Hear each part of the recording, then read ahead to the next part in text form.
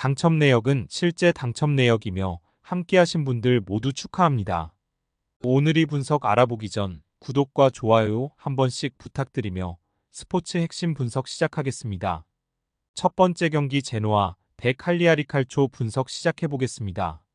제노아는 휴식기 전 두 경기에서 승점 4점을 따내며 잔류권으로 올라왔으며 파르마 원정에서 터진 피나몬티의 결승골이 결정적이었고 다음 경기에서도 승점을 따냈고 레테기의 공백이 크게 느껴지며 좀처럼 하위권을 벗어나지 못했는데 피나몬티의 사골이 중요한 상황에 나오며 잔류를 향해 가고 있으며 그래도 안정적인 중위권 안착을 위해서는 소스비와 프렌드럽 등의 공격 가담이 더 필요하다. 칼리아리는 4경기 연속 승리를 따내지 못했다. 그래도 휴식기 전 마지막 일정에서 밀란 상대로 승점을 따내며 반등의 가능성을 보였다. 측면 수비수로 나선 자파가 경기 내내 상대 측면을 돌파하며 멀티골을 터뜨린 것이 결정적이었다. 이 경기는 원정에서 순위 경쟁팀을 상대하기에 일단 패하지 않는데 집중할 것이다. 제노아의 승리를 본다. 칼리아리는 피콜리와 초르테아 등 최전방 공격수 간의 시너지가 나쁘지 않다. 그러나 마린과 마쿰부 등 중원에 나서는 선수들이 원정에서 수비를 효과적으로 보호하지 못하고 있다.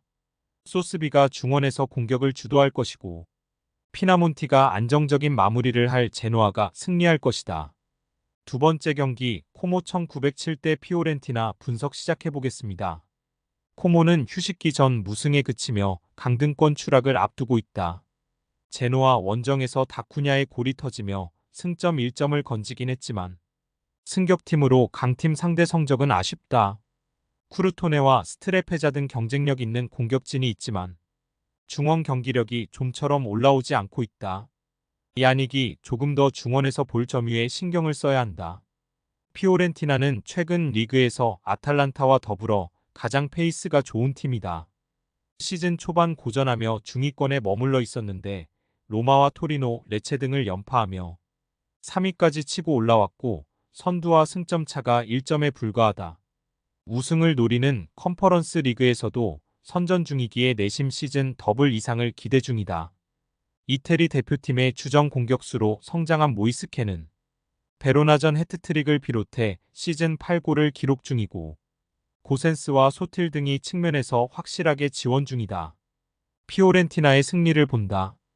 코모가 홈에서 강팀 상대로 웅크린 운영을 한다면 피오렌티나도 고전할 수 있지만 최하위권 추락을 눈앞에 두고 있는 코모는 그럴 여유가 없다. 아들리와 보브 만드라고라가 중원에서 상대의 공세를 저지하며 역습으로 전환할 수 있고 모이스 킹과 콜파니가 기회를 놓치지 않을 피오렌티나가 연승을 이어갈 것이다. 세 번째 경기 토리노 대 AC 몬차 분석 시작해보겠습니다. 토리노는 휴식기 전 3연패를 당하며 순위가 하락했다. 시즌 개막과 함께 무패를 이어가며 선두권에 위치했었는데 이제 추격자의 위치가 됐다. 그래도 사나브리아와 체 아담스, 블라시치 등 기회를 골로 연결할 공격진의 존재감이 있고 에일리치와 리네티 등이 중원에서 어느 팀 상대로도 쉽게 흐름을 내주지 않고 있다. 몬차는 베로나 원정 승리로 분위기 반등에 나섰지만 그 이후 4경기에서 승점 1점 추가에 그치며 강등권을 벗어나지 못했다. 페시나가 정상적으로 경기에 나서며 중원 경기력이 나아지긴 했지만 데니 모타를 지원할 확실한 옵션이 부족하다. 팀에서는 말디니에게 기대를 걸지만 좀처럼 눈에 띄는 활약을 하지 못하고 있다. 토리노의 승리를 본다. 페시나가 비앙코와 함께 중원에 나설 몬차가 중원을 두텁게 하며 쉽게 물러서지 않을 것이다. 그러나 몬차는 키리아코플로스가 자주 공간을 허용하는 측면 수비의 문제가 크다. 블라시치와 페데르센 등이 빠른 발을 앞세운 돌파로 상대 뒷공간을 파고들 것이고 사나브리아가 침투로 해결할 토리노가 승리할 것이다. 네 번째 경기 오사수나 대 비아레알 분석 시작해보겠습니다. 오사수나는 휴식기 전 레알에 완패했다. 그러나 시즌 초반부터 승점을 잘 쌓아놨기에 리그 5위를 달리며 다음 시즌 유럽 대항전 출전을 노리고 있다. 크로아티아 대표팀의 스트라이커인 부디미르가 팀 공격의 중심을 잡아주며 6골을 기록했고 사라고사가 측면을 돌파하며 5개의 도움으로 팀 공격을 이끌었다. 카테나와 아레소 아벨 등이 버티는 수비의 안정감도 확실하다. 비아레알은 연승에 성공하며 휴식기에 들어갔다. 스페인 대표팀 공격을 책임지고 온 아유세 페레스를 비롯해 여러 선수가 대표팀을 다녀오긴 했지만 유럽 대륙에서 거의 경기를 소화했기에 이동으로 인한 피로도는 크지 않다. 정상적인 베스트 11을 가동해 선두권 추격에 나설 것이다. 접전을 본다. 이번 시즌 후성적을 기록 중인 비아레알이지만 오사수나 원정은 그리 녹록치 않다. 몽카yor라와 오로즈 등 홈팀 중원 조합은 경기 내내 상대와 싸워줄 수 있고 수비도 안정적이다. 원정팀 역시 부디미르를 앞세워 역습에 나설 오사수나에 대비한 수비적 움직임이 필요하고 두 팀이 승점을 나눠 가질 것이다. 다섯 번째 경기 사우샘프턴 대 리버풀 분석 시작해보겠습니다. 사샘은 시즌 무승팀인 울버햄튼에 패하며 최하위로 추락했다. 에버튼 상대로 승리를 따냈고 연승 상대로 적합한 팀을 상대했는데 점유율을 가져가고도 원하는 결과를 얻지 못했다. 때문에 리그 선두 상대로도 홈에서 소극적인 운영을 하기 어렵다. 페르난데스와 아담 암스트롱 등 측면 공격수들이 아처와 브레레턴 등 최전방 공격수들과 함께 리버풀 문전을 노릴 것이다. 리버풀은 빌라를 완파하며 기분 좋게 선두를 유지 중이다.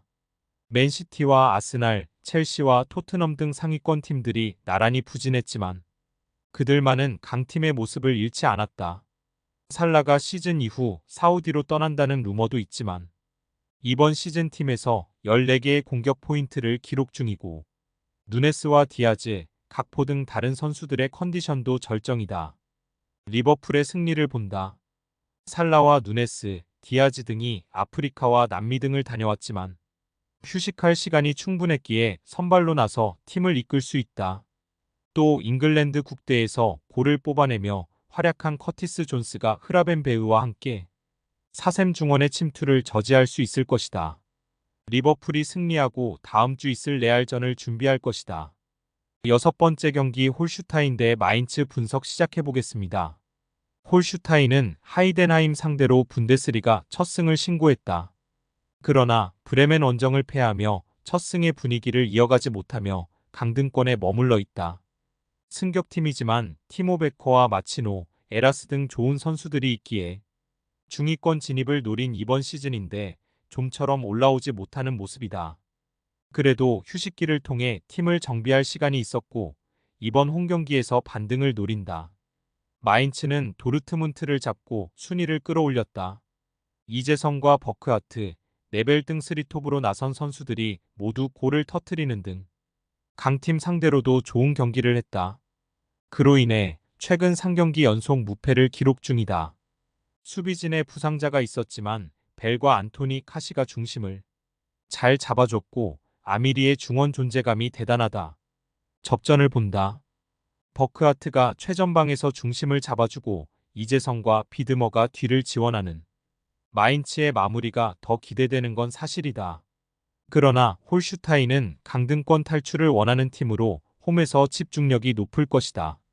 두 팀이 밀고 밀리는 접전 속에 승점을 나눠 가질 것이다. 스포츠 당첨에 제일 중요한 건 조합입니다. 각 팀 분석을 잘한다고 하여도 조합을 못할 경우 큰 배당을 가져가지 못하는 거 다들 아실 겁니다.